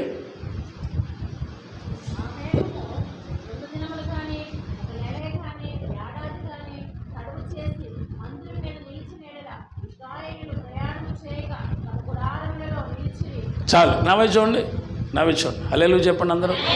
హల్లెలూయా. నా వైపు చూడండి. అమ్మా, గుడారం వేడి వేసుకున్నారు, పైన మేఘం ఉంది, 30 లక్షల మంది ఒక చోట ఉన్నారు. ఆ ఏరియాలో నీళ్లు లేవు. యేసు ప్రభుని రోజు ప్రార్థన చేశాడు కదా, అయ్యా 30 లక్షల మందికి నీళ్ళని మోసే బండను కొడితే నీళ్ళు వస్తున్నాయి, రోజు తాగుతున్నారు, చక్కగా ఆహారం మన్నా కురుస్తున్నారు, తింటున్నారు. దేవుడి వెలుగులో అసలు ఏమైనా పే చేసేది ఉందా? నోటుతో చెప్పండి అమ్మా, ఏం పే చేద్దాం? కరెంటు బిల్ లేదు. హల్లెలూయా. రాత్రిపూట స్తంభం అయిన ఆమె 30 లక్షల మందికి కరెంటు బిల్ లేదు, తెల్లగా ఉంటుందంట, ఇంత పురుగు కూడా కనపడిద్ది, అట్ట ఉంటుంది రాత్రిపూట. తెల్లారిపోయింది. పగలు అయినా రాత్రి అయినా నాన్ వెజ్. ఉదయం ఏమో మన్నా, సాయంత్రం నాన్ వెజ్. పగలు మన్నా, సాయంత్రం నాన్ వెజ్. పూరేళ్ళు 40 ఏళ్ళు ఇచ్చాడు. ఏం తక్కువ? వేసుకున్న వస్త్రం వేసుకున్నట్టుగా వస్తున్నారు, కానీ కొత్తగా ఉంటున్నాయి, మార్చాల్సిన అవసరం లేదు. హల్లెలూయా. నా డౌట్ ఏంటంటే, మిమ్మల్ని అడగాలనుకుంటున్నా, నా డౌట్ ఏంటంటే, వీళ్ళు 40 ఏళ్ళు స్నానం చేయలేదా? డౌటు నాకు వచ్చింది ఆ మధ్య ఒకసారి. 40 ఏళ్ళు స్నానం చేయలేదా ఇల్లు? చేయలే. ఎందుకో తెలుసా? దేవుని యొక్క మహిమ, దేవుని యొక్క సన్నిధి, ప్రకాశమానమైన సన్నిధి వారితో ఉన్నందున వారు ఎప్పుడు ఫ్రెష్గా ఉన్నారంట. ఫ్రెష్గా ఉండటానికి ఏసీలు పెడుతున్నాం, కూలర్లు పెడుతున్నాం, ఇట్లాంటి ఫ్యాన్లు పెడుతున్నాం. స్నానం చేసి ఫ్రెష్గా బయట మంచిగా చెమట పట్టిపోతుంది ఎండకి. ఇది ఎండాకాలం మనకి. వాళ్ళది ఎడారులు. ఇసుక దగ్గర ఉన్న వేడి ఎట్టుంటో తెలుసా? మీరు ఎప్పుడైనా వచ్చారా? నేను బాగాలేదనుకోండి వేడి ఎక్కువ ఉంటుంది అంటారు. ఇసుకున్న చోట పక్కన చూడండి అంటే వేడి బాగా ఎదిరిపోద్ది. పైగా వాళ్ళ ప్రయాణం అంతా ఇసుకలోనే. ఒక బైబిల్ శాస్త్రవేత్తలు చెప్పారు, వాళ్ళు అరణ్యయాత్రలో ఉన్నప్పుడు అడుగెత్తే మోకాళ్ళ లోతు పోద్దంట. ఇసుకలో మోకాళ్ళలో వెళ్తుందంటండి లోపలికి, మెత్తటి ఇసుక. అందుకే దేవుడు ఏం చేశాడు తెలుసా, వీళ్ళకి ప్రయాణం ఉంది కనుక నా బిడ్డలకి కాళ్ళు వాపు రాకూడదు, వీళ్ళలో ఎవరికైనా అందరికీ వాపులు వచ్చి కూర్చుంటే ప్రయాణం చేయలేరని వాళ్ళకి ఎరిగిన వాడి వారికి ఏ రోగం రాకుండా ముందే స్వస్థపరిచాడంట. దేవుని స్తోత్రం, హల్లెలూయా. ఇప్పుడే మీ అందరి కాళ్ళ వాపులు తగ్గిపోవును గాక, హల్లెలూయా. మరి ఆ లెక్కలో మన్నా తినాలి కండి, మరి మన్నా మా కాళ్ళు లేదు. దేవుని స్తోత్రం. వినండి, ఇప్పుడు మీరందరూ ఒక ఆలోచనకు రావాలి. ఇన్ని మేలు చేసి ఏ ఫీజు కట్టకుండా ఏ కరెంటు బిల్లు లేకుండా ఆహారం ఇచ్చి పోషించి కాపుదలిచ్చి ఎట్లా నడిపిస్తున్న ఈ దేవుని నడిపింపులో ఉండద్దా? ఉండాలి. పైన మేఘమై ఉన్నాడు, కింద ఇశ్రాయేలీయులు ఆయన చెప్పినట్టు నడవాలి. ఈ నడిపింపులో ఉన్నవాడికి పునరుద్ధానం. ఆమేన్. ఎవరికి రిజరెక్షన్? నడిపింపులో ఉన్నవాడికే. ఆమేన్. ఎంతమందిలో ఎంతమంది చేరారు చెప్పండి. ఎంతమంది? దేవుని కట్టడల్లో నడవటం ఎంత కష్టమో కదా. మాట్లాడరే 30 లక్షల మందికి ఎంతమంది వెళ్ళారు? నేను చూపెత్తనాగా చెప్పండి. పేపర్ లీక్ చేస్తున్నా చెప్పరు. ఎంతమంది? ఈ ఇద్దరిని కనాను దేశంలో చేర్చి, అమ్మయ్య నేను వాగ్దానం చేసింది నిలబెట్టుకున్నా, అబ్రామో నిలబెట్టుకున్నా బాబు. ఎక్కడ ఆయన ఇద్దరినేగా నువ్వు చేర్చింది, వాళ్ళ పిల్లలను కూడా చేరుస్తాలే నాయన అని వాళ్ళ పిల్లలను కూడా చేర్చాడు కనానికి. మరి తల్లిదండ్రులు ఏమయ్యారు? పరదేశులమో మధ్యలో రాలిపోయారు. ఎందుకు? ప్రవర్తన బాగల, ఆయన మీద తిరుగుబాటు చేశారంట. అందుకే మధ్యలోనే ఏమయ్యారు? కాలం గడుస్తున్న కొలది ఎంత సౌఖ్యం ఇచ్చాడో, ఎంత ఆహారం పెట్టాడో, ఎంత వెలుగై ఉన్నాడో, ఎంత తోడై ఉన్నాడో, ఎంతగా ప్రేమించాడో అంతగా కూడా శిక్షించాడు. ఆయన ప్రేమలో ఆయన తక్కువ చేశాడా? మరి ఎందుకు రాలిపోయారు మధ్యలో? వీళ్ళు నడిపింపులు లేరు. మీ అందరికి తెలిసిన మాట, ఓ మాట చెప్తా. ఇప్పుడు ఇశ్రాయేలీల్లో మిశ్రిత జనం అని ఉన్నారు. వాళ్ళకి మాంసం అది తినాలని ఆశ కలిగిందంట. ఇశ్రాయేలీలకు కలగల. ఇశ్రాయేలీలో దేవుడితో ఎందుకు వచ్చిన గొడవ? ఆయన ఏది పెడితే తిందాం లేరు బాబు. ఆకులు, అలములు, కాందరు, ఉల్లిపాయలు, కీరకాయలు, దోసకాయలు ఇవన్నీ. కానీ ఇశ్రాయేలీలకి ఈ ఆలోచన కలగలేదు. కానీ ఎవరికి కలిగిందో తెలుసా? మిశ్రిత జనం, మిక్సింగ్ ప్రజలు. ఐగుప్తులోంచి బయటకు వచ్చిన మిక్సింగ్ జనం, వాళ్ళతో పాటు కలిసి వచ్చారు. వాళ్ళు ఇశ్రాయేలీలు కాదు. వాళ్ళకి ఆలోచన కలిగిందంట. ఏమనంటే, రే మాంసం తినబుద్ధి అవుతుందిరా, ఎలాగైనా తినాలరా. వీడు తీసిపోయి ఇంతమంది తీసిపోయి కొంత ఇశ్రాయేల్తో మాట్లాడు, వీళ్ళు వెళ్ళి వాళ్ళతో మాట్లాడు, వాళ్ళు వెళ్ళి వాళ్ళతో మాట్లాడు. మొత్తం గుడారాల మొత్తం 7 మయం. 30 లక్షల మంది ఏడిస్తే ఎట్టుంటుంది? మాట్లాడండి. ఒక 10 మంది ఏడిస్తే అమ్మో ఏమైపోయిందో అనుకుంటారు కదా. మరి ఏడితే ఎవరన్నా చచ్చిపోతే ఏడిసేమనుకుంటే పోనీలేరా అనుకోవచ్చు. వీడు మాంసం కోసం ఏడితే ఎట్టుంటుంది? ఘోరంగా ఉంటుంది. ఎవడన్నా మాంసం కోసం ఏడుతాడా? వాళ్ళు ఏడిశారు. వాళ్ళు గుడారాల కాడ అందరూ కూర్చొని బయటకు వచ్చి ఏడుస్తుంటే మోషే కంగారు ఎత్తిపోయింది. బయటకు వచ్చి అడుగుతుంది, ఎందుకు మీరంతా ఏడుస్తున్నారు? ఏమైంది? ఇప్పుడు మాంసం కావాలి మాకు. ప్రపంచంలో వీళ్ళంతా మాంసాపేక్షలు ఉంటారా అనిపిస్తుంది నాకు ఒక్కోసారి. ఇప్పుడు వాడెవడో కావాలని చెప్తే నువ్వు కూడా అదే ప్రేరేపణ. నువ్వు కూడా వాడి ఆత్మ నీ మీద ఎందుకు పనిచేస్తుంది? నీకంటూ సొంత నడిపింపు లేదా? హల్లెలూయా. సొంత నడిపింపు లేదా? ఇప్పుడు మీరు చూడండి, వాళ్ళు అడిగిన మాట వాస్తవమే. మోషే వెళ్ళి దేవుడిని అడిగాడు, నేనేమన్నా నా కడుపును గన్నానా వెళ్ళను, నా మీద పెట్టావు, ఎందుకు పెట్టావు? నేను చచ్చిపోతాను, నన్ను చంపి నీ దగ్గర తీసుకో, నన్ను వీళ్ళని నడిపించకంటే నేను చచ్చిపోవటం మంచిదని అన్నాడు. పాప ఆయన బాధ ఆయన వెళ్ళబుచ్చాడు. ఇదంతా ఎందుకు వచ్చిన గొడవలే బాబు? 70 మందిని పిలుపురా చర్చిగాడి కంటే 70 మంది పాస్టర్ వచ్చారు పెద్దలు. వాళ్ళ మీద నీ మీద ఉంచిన ఆత్మ వాళ్ళ మీద ఉంచుతున్నాడు. ఎప్పుడైతే మోషే ప్రార్థన చేస్తున్నాడో ఈయన మీద మోషే మీద ఉన్న ఆత్మ అభిషేకం ఆ 70 మంది మీదకి వెళ్ళింది. మందిరం చుట్టూ ఉన్నారు 70 మంది. వాళ్ళందరూ ప్రవచిస్తున్నారు, భాషలతో మాట్లాడుతూ ప్రవచిస్తున్నారు. భాషల వరం ఇప్పుడుదా ఎప్పటిదో హల్లెలూయా. వాళ్ళు అన్య భాషలతో మాట్లాడుతూ ప్రభు స్తుతిస్తున్నారు. వాళ్ళు చేస్తుంది ఏంటిదంటే స్తుతి కాదు, అద్భుతం జరగాలని ప్రవచిస్తున్నారు. అయితే వీళ్ళు మందిరం కాడ 68 మంది వచ్చారు. ఎల్దాదు మేధాదు అనబడినటువంటి ఇద్దరేమో ప్రజల మధ్యలోనే ఉన్నారు, గుడారాల దగ్గర. ఎల్దాదు మేధాదు వాళ్ళు రాలా, మిగతా 70 మంది 68 మంది వచ్చారు, ప్రవచిస్తున్నారు. ఆ గుడారంలో ఇద్దరుండి వాళ్ళ మీద కూడా అభిషేకం వచ్చింది, వాళ్ళు ప్రవచిస్తున్నారు. హల్లెలూయా. ఈ గొడవంతా చూసిన యెహోషువ పరిగెత్తుకుంటా మోషే గడికి వచ్చి అంటాడు, మరి పాలెములు ప్రవచిస్తున్నారండి, వాళ్ళని కొద్దిగా ఆటంకపరచండి, ఆపండి వాళ్ళని అని అంటే, నా నిమిత్తమై నీకు ఎందుకు రోషం వచ్చింది? ఇశ్రాయేలు దేవుడైన యెహోవా పాలెములో ఉన్న 30 లక్షల మందిని కూడా ప్రవచించే అభిషేకంతో నింపాలనుకున్నాడు, తన ఆత్మ చేత నింపాలనుకున్నాడు, నీకేదంత బాధ అని అంటాడు మోషే. దేవుని స్తోత్రం చెప్పండి. ఇప్పుడు ఈ తిప్పలంటే ఏంటి? వీళ్ళు ప్రవచిస్తూ ఉంటే ఒక టోర్నడోని దేవుడు రేపాడు. మీరు బాగా అర్థం చేసుకోవాలి ఈ విషయాన్ని. ఎవరు ప్రార్థిస్తారు, ఎవరు ప్రవచించే శక్తి కలిగి ఉంటారో, ఎవరైతే ప్రార్థన ఆత్మ చేత విజ్ఞాపన చేస్తూ ఉంటారో వాళ్ళ ప్రార్థన శక్తి సంఘంలో పనిచేస్తుంది, వాళ్ళ ప్రార్థన శక్తి కుటుంబంలో పనిచేస్తుంది, వాళ్ళ ప్రార్థన శక్తి ఈ దేశంలో పనిచేస్తుంది, ఖచ్చితంగా పనిచేస్తుంది. ప్రార్థన శక్తి కావాలయ్యా అని మనం అడగటం కాదు, చేస్తే వస్తుంది. ఆమేన్. ప్రార్థనా శక్తి నాకు నీ పరలోక. ఈ వంతును పాడితే టైం చాయనాకి పోతుంది, స్పీడ్గా పాడండి.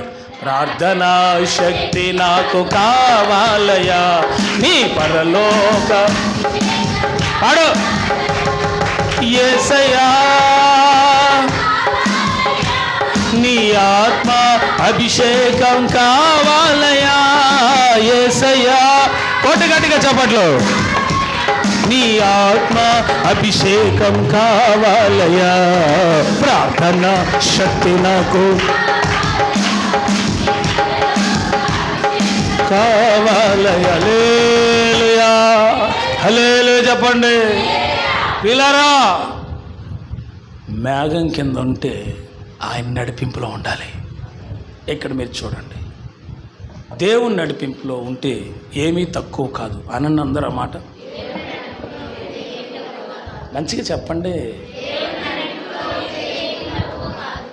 ఇప్పటి వరకు నాకేదీ తక్కువ కాలేదని నేను సాక్ష్యం ఇస్తున్నాను.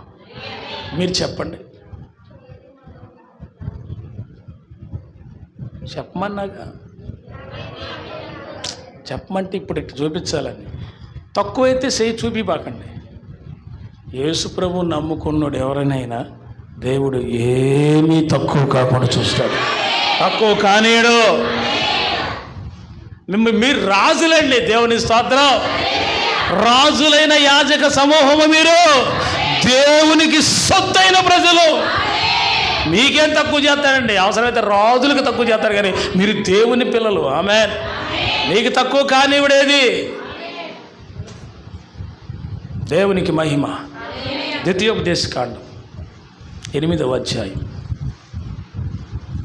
3, 4, 5.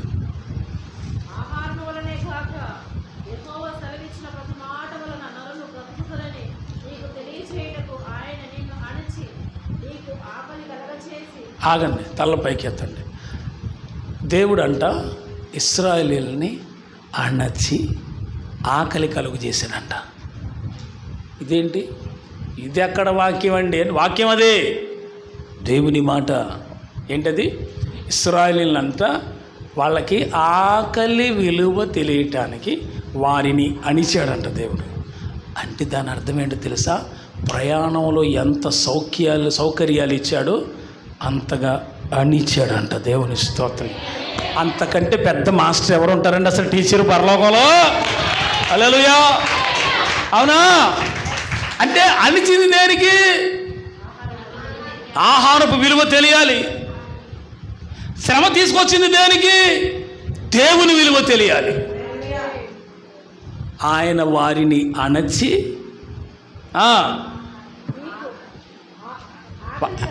ఆకలి కలుగు చేసి నీవే గాని ఆ, నీ పితరులే గాని ఆ. ఎన్నడెరగని మన్నాతో నిన్ను పోషించెను. హల్లెలూయా చెప్పండి. పితరులు కానీ అంతకుముందు అబ్రహాం వీళ్ళెవరూ కూడా తెలియదంట మన్నా ఏంటో. ఆ మన్నా వీళ్ళకిచ్చి పోషించాడు. కానీ వీళ్ళని అణిచాడంట. అణిచాడు. ఎందుకు అణిచాడు? తిరుగుబాటు చేయకుండా, లోబడాలని. ఎందుకు? కణాన్ని చేర్చాలి. అన్ని సౌకర్యాలే ఇస్తే లోబడరని. ఏదో ఒక అవసరం, ఇది తీరట్లేదండి, ఇది పెద్ద సమస్య అయిందండి బాబు, ఊరు బాబు ఇది ఎప్పుడు పోయిద్దండి, అది ఆయనే పెట్టాడు. దేవుని స్తోత్రం. మీరు నమ్మరు, మీరు యాక్సెప్ట్ చేయరు. మీతో నాకేం పని? నా ప్రభువు చెప్పినట్టుగా చెప్తున్నాను. హల్లెలూయా. వారిని ఇశ్రాయేలు అరణ్యాత్రలో ఉన్న వాడిని హరించాడు. ఎందుకు? ఆకలి కలుగు చేసి, ఆకలి విలువ తెలియాలి. సరే, అది అక్కడ పక్కన పెట్టండి. ఎప్పటికీ భౌతిక సంబంధమైన, ఆత్మ సంబంధమైన చూడండి. ఆయన అక్కడ ఏం చేశాడు? మనుషుడు రొట్టె వలన కాదు, ఆహారం వలన కాదు జీవించే, దేవుని వాక్కు వలన అన్నాడు. హల్లెలూయా. ఆ మాట మళ్ళీ చదువు తల్లి. ఆహారం వలనే గాక ఆహారం వలనే గాక యెహోవా సెలవిచ్చిన ప్రతి మాట చొప్పున. అది మ్యాటర్ అక్కడ. హల్లెలూయా. మీకు నిజంగా వాక్య జ్ఞానం కొంతమందికైనా ఉంటే, ఈ మాట కొత్త నిబంధనలో ఎవరు వాడారు? యేసయ్య. దేవుని స్తోత్రం చెప్పండి. సాయితన్ గారు 40 దిన ఉపవాస ప్రార్థనలు యేసు ప్రభు దగ్గరికి వచ్చి శోధిస్తున్నప్పుడు ఆ టైంలో ఏమన్నాడు? ఈ రాయిని రొట్టెగా చేసుకో, ఈ రాయిని రొట్టెగా చేసుకో అంటున్నాడు. ఆయన చేసుకోలేడు, తినలేడా? వాడికి తెలియదు అవన్నీ, వాడికి ఇవన్నీ తెలియదా? చేసుకుని తినలేడా దేవుడు? చేసుకోగలడు. మరి ఫాస్టింగ్ ఏమైంది? హల్లెలూయా. ప్రతిష్ట ఏమవుద్ది? పోద్ది.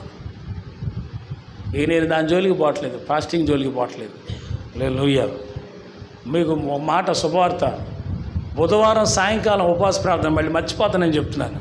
బుధవారం సాయంకాలం అంటే మీరు మిమ్మల్ని కాపాడుకోవాలి కనుక మంచిగా. అమ్మో, ఫాస్టింగ్ ప్రేయర్ సాయంత్రం 7 గంటలకి గుర్తుపెట్టుకోండి. ఏమా 7 to 11 దాకా. మేము అది కూడా నొప్పే.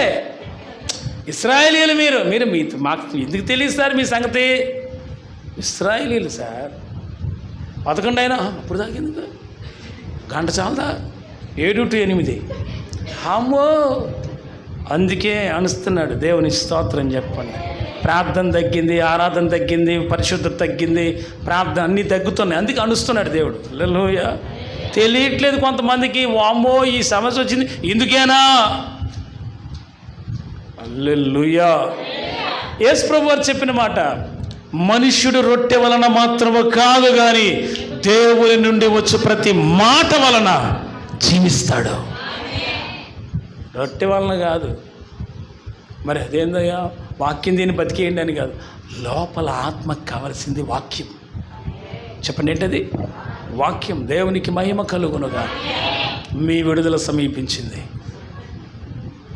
హల్లెలూయా. ప్రియులారా, నడిపింపులో ఉన్న వాడికి ఏమీ తక్కువ కాదు. అసలు ఆయన తక్కువ చేసిన చదువు తల్లి 4 నుంచి. ఈ 40 సంవత్సరములు నువ్వు వేసుకున్న బట్టలు పాతకిలలేదు, కాలు వాయరే. అక్కడ ఎన్నేళ్ళు? ఒక్క డ్రెస్ ఎన్నేళ్ళు? ఒక్క పెయిర్ ఎన్నేళ్ళు? ఒక్క శారీ ఎన్నేళ్ళు? ఒక్క డ్రెస్ ఎన్నేళ్ళు? ఒక్క లాల్సీ ఎన్నేళ్ళు? 40 ఏళ్ళు. ఎంత జాగ్రత్తగా మనం వాడితే మాత్రం ఇప్పుడు ఉంటుందా? ఆయన కృప ఉంది కాబట్టి ఉంటుంది. హల్లెలూయా. చదవండి. 40 ఏళ్ళు. ఈ 40 సంవత్సరములు నువ్వు వేసుకున్న బట్టలు పాతకిలలేదు, కాలు వాయలేదు. కాళ్ళు అందరూ కాళ్ళు చూసుకోండి. కాళ్ళు వాయలేదు. ఒకడు తన కుమారుని ఎట్లు శిక్షించునో అట్లే నీ దేవుడైన యెహోవా నిన్ను శిక్షించువాడని నీవు తెలుసుకొని. అదేంటి మళ్ళీ ఆ మాట మాట్లాడతావు ప్రభువా? నాకు నచ్చట్లేదు ఇది. అరే, కాళ్ళు వాపులు లేదంటివి, వస్త్రాలు మాయలేదంటివి. మళ్ళీ ఏమంటున్నాడు అక్కడ? తండ్రి కుమారుని శిక్షించినట్లుగా నేను మిమ్మల్ని శిక్షించే లైన్లో పెట్టాను అన్నాడు. హల్లెలూయా. తండ్రి శిక్షించిన కుమారుడు జ్ఞానము కలవాడుగును అని సామెతల గ్రంథంలో ఉంది. మరి ఆయన శిక్ష గురికి అప్పగించుకుంటేనే జ్ఞానం కలిగిన వాళ్ళం అవుతాం. ఎంతమంది అప్పగించుకుంటారు ఆయనకి? అందరూ. నేను అప్పగించుకున్న ప్రభు నీ ఇష్టం ప్రభు, ఆమేన్. యేసు రక్తమే జయం. ఆయన ఎటు నడిపించినా ఓకే. రా బాబు, నా కుమారుడా, నిన్ను యోర్దాన్ దాటిస్తా. యోర్దానా? సరే పద. ఈ ఎర్ర సముద్రం సరిపదా, అమాలేకుల సరిపదా, ఎటుపోయినా సరిపదా. ఎందుకు? నన్ను నడిపించు. కానీ నేను ఒకటే అడుగుతా, నాతో నువ్వు ఉండు. Hallelujah. With you all things are possible. నువ్వు లేకుండా అయితే నడిపించమాక, నువ్వు ఉండి నడిపించు. ఆమె నీ జీవితమైనా నా జీవితమైనా మనందరి జీవితం కూడా దేవుడు తోడు ఉంటేనే బయటికి వెళ్ళేది, నడిపించబడేది. తర్వాత చదవండి 5. మార్గములలో నడుచుకున్నట్లును ఆయనకు భయపడినట్లును నీ దేవుడైన యెహోవా ఆజ్ఞలను గైకొనవలెను. నీ దేవుడైన యెహోవా నిన్ను మంచి దేశంలో ప్రవేశపెట్టును. చాలు. మంచి దేశము అనండి. అంటే మంచి దేశంలో ప్రవేశించడానికి, ఇచ్చిన వాగ్దానం నెరవేర్చడానికి దేవుడు ఏమిచ్చాడు? తండ్రి అయ్యాడు, తల్లి అయ్యాడు, గురువు అయ్యాడు. ఆమేన్. అర్థమైందా మీకు? దేవుడు ఏమయ్యాడు? కనాన్ చేర్చడానికి తల్లి అయ్యాడు, తండ్రి అయ్యాడు. ఎట్లా చెప్పండి? తల్లి ఎలా అయ్యాడు? తండ్రి ఎలా అయ్యాడు? గురువు ఎలా అయ్యాడు? బోధించి. గట్టిగా చప్పట్లు కొట్టేవాడిని మహిమపడతాం. ఎంత గట్టిగా అయితే అంత గట్టిగా. హల్లెలూయా. ఈ 3 తానే అయి ఇశ్రాయేలుని అక్కడికి చేర్చాడు. ఎంత జాగ్రత్త పడు తెలుసా దేవుడు. హల్లెలూయా. ఇక లాస్ట్ మాట, ద్వితీయోపదేశకాండం 8వ అధ్యాయంలో నుంచి 7 నుంచి చదవండి. నీ దేవుడైన యెహోవా నిన్ను మంచి దేశంలో ప్రవేశపెట్టును. అది నీటి వాగులను, లోయలలో నుండియో, కొండలలో నుండియో, పాలు ఓటలను, అగాధ జలములు గల దేశము. అది గోధుమలు, యవలు, ద్రాక్ష చెట్లు, అంజూరపు చెట్లు, దానిమ్మ పంటలు గల దేశము. ఒలివయు, నూనెయు, తేనెయు గల దేశం. అని మీరు అందరూ చదువుకుంటున్నారా? మిగతా వాళ్ళంతా చదువుతలే. అక్కడి నుంచి కంటిన్యూషన్ చేయి. కరువు అనుకొనకుండా నీవు ఆహారం తిని దేశము. అందులో నీకు ఏ లోపముండదు. అది ఇనపరాడు గల దేశము. అందరు చెప్పండి. ఇనపరాడు గల దేశము. ఏం దేశం? అదేంది అంటే ఏంటి తెలుసా? ఇనుము అనే ఒక లోహము ఆ దేశంలో ఆ మట్టిలో ఉందంట. ఎందుకో? ఇనుము ఆయుధాలు చేసుకోవడానికి. దేవునిస్తో అక్కడ ఆ కనాన్ దేశంలో ఏమున్నాయో అక్కడ ఇన్ఫర్మేషన్ ఇచ్చాడు. ఏమున్నాయో అక్కడ ఇనుప రాళ్ళు కలిగిన ప్రదేశం. తర్వాత దాని కొండలలో నీవు రాగి త్రవ్వి తీయవచ్చును. అక్కడేముందంట? రాగి మట్టిలో రాగి ఉంది, ఇనుము ఉందంట. నువ్వు తొవ్వి తీయచ్చంట. అది ఎంత ఆశీర్వాదకరమైన దేశం. పండ్లు, ఫలాలు, చెట్లు, చేమలు, నదులు, సకల జీవరాశులు, ఇవేగాక ఇనుము, లోహము, ఆ తర్వాత ఏంటి? రాగి. ఆ తర్వాత నీవు తిని తృప్తి పొంది నీ దేవుడైన యెహోవా నీకిచ్చిన మంచి దేశమును బట్టి ఆయనను స్తుతింపవలెను. ఆగండి, చాలు. దేవుని స్తోత్రం చెప్పండి. అందరు చెప్పండి. నాకు ఇన్ని కలుగు చేసిన దేవునికి స్తుతిస్తున్నాను, ప్రభువుని స్తుతిస్తున్నాను. నిండు మనసుతో చెప్పండి. నా దేవుడు నాకు కలుగు చేసిన సమస్తమును బట్టి నేను ఆయనను స్తుతించుచున్నాను. హల్లెలూయా. ఇశ్రాయేలీలంట ఇన్నిచ్చిన తర్వాత అక్కడ ఓ మాట ఉంటుంది, అద్భుతమైన మాట. చదువు తెలియదు. మదించి అనండి. బాబోయ్, చదవండి అమ్మా. నేను నీకు ఆజ్ఞాపించు ఆయన ఆజ్ఞలను, విధులను, కట్టడలను నీవు అనుసరింపగా నీ దేవుడైన యెహోవాను మరచి కడుపారా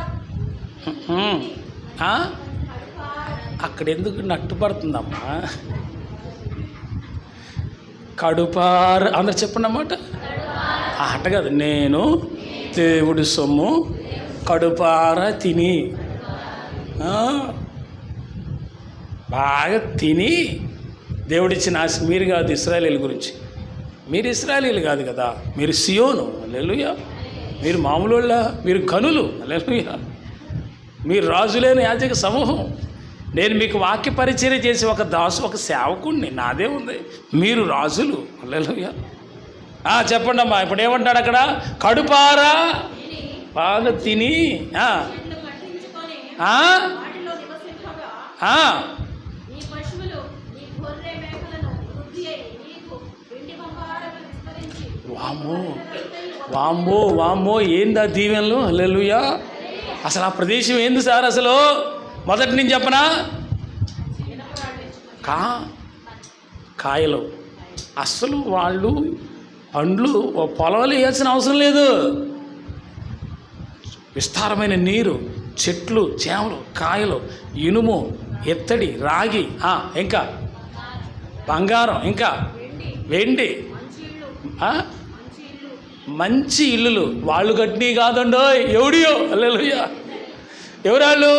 యబూసీలు, హిత్తీలు, గిర్గాషీలు, పెరిజీలు, హివ్వీలు. ఒక్కొక్కడు ఎంత ఉన్నాడు తెలుసా? ఈ స్లాబ్ అంత ఎత్తుంటాడు. మొన్నే వీడియో చూసే ఒకటి వాళ్ళ గురించి. ఎంత ఉన్నారండి వాళ్ళు? ఆడ నించుంటే, మనం నించుంటే ఇంత ఉంటాం. ఇది చూడండి తల్లి, ఎంత ఉంటాం మనం. వాళ్ళంత ఎత్తుంటే మనం ఎంత ఉంటాం. ఇంకా హైటే. దీనికి మించే ఉంటారు. ఇదేం సరిపోద్ది, దీనికి మించే. అంత పెద్దోళ్ళు కట్టుకునే ఇళ్ళు ఎట్టుంటాయి? పెద్దగా ఉండవు. వాళ్ళ గుమ్మాలు ఎంత ఉంటాయి? ఇంట్లోకి ఎంట్రీ వాళ్ళ ఇళ్ళల్లోకి జరబడితే మిడత వచ్చినట్టు ఉంటుంది. దేవుని స్తోత్రం చెప్పు. అంతే కదా. వీళ్ళు కట్టని ప్రాకారాలు, వీళ్ళు కట్టని ఇల్లు దేవుడు ఫ్రీగా ఇచ్చేసాడు వాళ్ళకి. దేవుని స్తోత్రం కలుగును కాదు. వాళ్ళ వల్ల అయితే అంత పెద్దవి కట్టుకోవటం వాళ్ళ వల్ల అయితే అండి? లేదు. ఎందుకు కాదు? వాళ్ళంత బలశాల ఇల్లు కాదు. మీకు విషయం చెప్పనా, వాళ్ళని గురించిన వీడియో ఈ మధ్య చూశాను ప్రియులారా. ఆశ్చర్యపోయాను నేను అసలు చూసి. వామ్మో ఆడవాళ్ళు కూడా అంత ఎత్తులో ఉన్నారు. గుండె పగిలిపోయింది. నేను వీడియో లింక్ మీద మీకు పెడతాను, ఇవ్వాలి, షేర్ చేస్తాను, చూడండి. వాళ్ళే అమోరీలో, గిర్గాషీలో, పెరుగుసీలో, పెరిజీలో, హిబ్బీలో, హిత్తీలో, ఎవరో మొత్తానికి ఏదో తెగ. గుండె పగిలిపోయింది నాకు. వామ్మో, వీళ్ళు ఆ రోజు మిడతల వలె ఉండి మేము ఆ దృష్టికి అన్నప్పుడే నాకు అర్థమైంది వాళ్ళు ఆ రేంజ్లో ఉంటారని. వాళ్ళు కట్టుకున్న ఇల్లు ఇంకెంత పెద్దవి, వాళ్ళ నివాసాలు ఎంత స్ట్రాంగ్ ఉంటాయి. అవి వీళ్ళకి ఇచ్చేసాడంట. ఎవరికి? ఇశ్రాయేలీయులకి. ఎంత ఆశీర్వాదం అండి. కట్టని ఇల్లు తీసుకున్నావు, విత్తని పొలాలు స్వీకరించావు. నీకు అసలు అక్కడికి వెళ్తే ఏం తక్కువైంది? కనాన్ దేశంలో నీకు సిద్ధపరిచింది అంత గొప్పది. తర్వాత కంటిన్యూషన్, లాస్ట్ మాట. అది ఇంపార్టెంట్ మాట. అందరూ చెప్పండి. అన్నీ వచ్చినాక, మీ గురించి కాదులే సార్, వాళ్ళ గురించి. అన్నీ వచ్చినాక, మదించి, అన్నీ తీరిపోయినాక, కష్టాలన్నీ పోయాక, చర్చికి ఇప్పుడు ఏమొస్తాంలే అన్నా, మరి కొంచెం 4 రోజులాగా వస్తాంలే. అవతల కొట్టుకి వెళ్ళిపోయిన వాళ్ళు ఈ మధ్య రావట్లేదుగా. హల్లెలూయా. అవతల ఒడ్డుకి వెళ్ళిన వాళ్ళు ఒడ్డు యువతలు ఉన్నప్పుడే మనకు లేదు, అంతగా ఏం లేదు. అవతల ఒడ్డుకి వెళ్ళిపోయిన తర్వాత దాటిపోయాం కాబట్టి మాకు అంత సేఫ్గా ఉన్నామండి. ఇప్పుడు దేవుడు మా ప్రార్థన అంగీకరించారు. అందుకే నేను ఇంట్లోనే చేసుకుంటా. ఏదైనా నేను మాట్లాడాను అనుకో, ఇట మాట్లాడాడు అంటారు. మరి మాట్లాడకపోతేనేమో ఇట చేస్తారు. దేవుని స్తోత్రం. ఎవరైనా అంతే. మీరు మాత్రం బుధవారం ఉపవాస ప్రార్థన అవుతున్నారు ఏంది? అంటే దీవెనలు ఎక్కువైనాయి. చెప్పండి, ఏవైనాయి? ఎక్కువ అవ్వాలి. మీరు దీవించబడాలి. నిండు మనసుతో కోరుకుంటున్నారు. మీరు దీవించబడితేనే దశభాగాలు వస్తాయి. హల్లెలూయా. దేవుడికి ఇచ్చే ఎక్కువ తక్కువైపోతే ఎలాగా? అబ్బే, మీరు ఇవ్వకపోయినా నేను అడుగుతాను. అస్సలు సచ్చే లేదు అందులో. ఏం పాస్టర్ గారు నువ్వు అసలు బయట ఎంత విమర్శిస్తున్నారు ఇట్లా అడుగుతుంటే? నాకు ఏంటి అనవసరం. నువ్వు దీవించబడాలంటే నేను అడుగుతాను. దేవుని స్తోత్రం చెప్పు. అసలు ఒకరోజు దశంభాగ సంవత్సరానికి ఒకసారి నేను చెప్తా అసలు. కానీ ఈ మధ్య అది కూడా చెప్పట్లే, మానేసా. సైలెంట్గా కవర్లు పెడితే సరిపోద్దులేదు. దేవుని స్తోత్రం. నువ్వు కనాని వెళ్ళావు, అక్కడ నీది ఆ స్వాస్థ్యం. నీది కానిది నువ్వేం చేసావు? స్వాధీనపరుచుకున్నావు. ఇచ్చింది ఎవరు? దేవుడు. ఇప్పుడు నువ్వు దేవునికి కృతజ్ఞతా బుద్ధి కలిగి ఉండద్దా? థ్యాంక్ యూ లార్డ్, నీవు నేను కష్టపడకపోయినా నువ్వు నాకు ఇది అనుగ్రహించావు. ఆమేన్. నేను అడగకపోయినా నాకు ఈ మేలు చేసావు. ఆమేన్. నా ముందుండి యుద్ధములు జరిగించావు, నా ముందుండి నువ్వు నడిచావు. అదిగో ఆ కరోనా దేశంలో 7 జాతుల ప్రజల్ని అల్లగొట్టావు. నాకు ఇచ్చిన ఈ ఆశీర్వాదాన్ని బట్టి స్తోత్రం. Thank you Jesus. 10 మంది కుష్ఠులో 9 మంది రాలేదు, కానీ థ్యాంక్స్ చెప్పడానికి ఒక్కడొచ్చాడు సమరయుడు. థ్యాంక్ యూ లార్డ్, నన్ను స్వస్థపరిచినందుకు వందనాలయ్యా. ఎంతమంది ఉన్నారు మీలో కృతజ్ఞత కలిగిన వాళ్ళు? దేవుడు నాకు ఈ మేలు చేశాడని కృతజ్ఞత బుద్ధి కలిగిన వాళ్ళు ఎంతమంది? సరే, అది అయిపోయింది. వీళ్ళ గురించి ప్రభు చెప్తున్నాడు. ఇవన్నీ అనుభవించి గొర్రెలు, గొడ్లు, మేకలు, మందలు, బంగారం, ఇత్తడి, రాగి, ఇళ్ళు, స్థలాలు, పొలాలు, పంటలు ఫుల్గా దీవించబడిన తర్వాత ఎట్టు కూర్చున్నారు ఇక. యెహోవా ఎవడు మదించి అన్నీ వచ్చినాక మదం మరికి మేము అనకూడదు. మరి బైబిల్ అంటే ఓకే, మేమంటే వచ్చింది నొప్పి. దేవుని స్తోత్రం. మదించి అనే మాట ఇశ్రాయేలు గురించి మాట్లాడాడు, మీ గురించి కాదు. దేవుని స్తోత్రం. మీరు చాలా మంచివాళ్ళు, అన్ని విషయాలు కృతజ్ఞత కలిగి ఉంటారు మీరు. ఆమేన్. దేవుడు మంచి సంఘం ఇచ్చాడు నాకు. దేవుని స్తోత్రం. సరే చూద్దాం. ఈ సంఘం నాది కాదు, దేవుడిది. హల్లెలూయా. తర్వాత మదించి ఏమయ్యారమ్మా?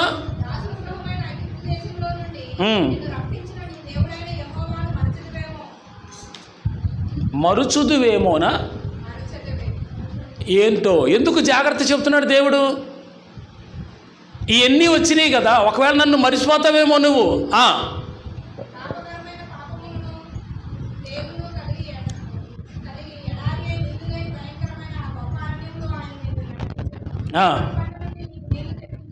ఇదిగో ఇవన్నీ ఎందుకు జ్ఞాపకం చేస్తాను సార్? మీకు ఇంత సమృద్ధి ఇప్పుడు వచ్చింది, అప్పట్లో నేను మిమ్మల్ని ఎలా కాపాడుకుంటూ వచ్చాను అది గుర్తుపెట్టుకోండి.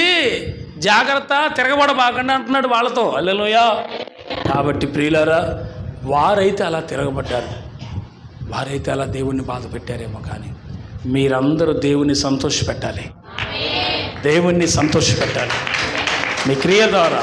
ఇశ్రాయేలీల దేవుని పద్ధతి ఎలా ఉంది, ఆ పద్ధతి ప్రకారం మనం నడుచుకోవాలి. అలాగే మీకు చెప్పబడిన మొదటి మాట ఏంటి? లింకప్ చేస్తున్నాను, వినండి. ఏంటి? నీకంటే బలము కలిగిన, నీకంటే జ్ఞానము కలిగిన, నీకంటే శక్తి కలిగిన వాడిని, నీకంటే గొప్ప ప్రాకారాలు నిర్మించిన వాడిని నువ్వు స్వాధీనపరచుకున్నావు. ఇప్పుడు జరిగింది అదే ఇశ్రాయేలీయుల విషయంలో. నీవు కూడా అంతే. నిన్ను ఆశీర్వదించి, నిన్ను అద్భుతంగా నీకంటే శక్తివంతులైన అపవాదిని లయపరిచి, నిన్ను దీవించి, నిన్ను తరములకు ఆశీర్వాదకరంగా మార్చునుగాక. ప్రార్థన చేసుకుందాం. Thank you Jesus Christ of Nazareth. Thank you lord. ఒక చిన్న